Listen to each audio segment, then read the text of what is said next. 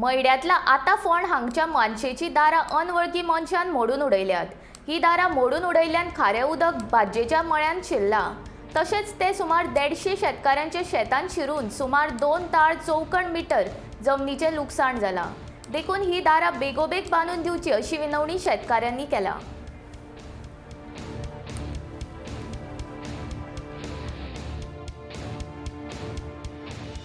डिसेंबराक पावणी जाल्ली सो कोणी पयली मानस घेतलेली सो तांच्यांनी 2 महिने मागलेले की आमी ही खोप मिसोली खाली करता म्हणून। सो तांच्यांनी पयली मानस मोडलेली सो आमी पयशे घालून दारां घालून आमी रिपेर केली। सो काल हे आले इलेक्शन आहले सो खोपीचे खोप मोडपाक आहले सो तांच्यांनी केलें सगळी राखटी नाटकां केल्या सगळी दारां बारां सगळी व्हांवन गेल्या कळ्ळें न्हू। सो ते कोणातले भुरगे सो ते कितें म्हणटा दारां उदक चड येयलें व्हांवन गेलें म्हणटा।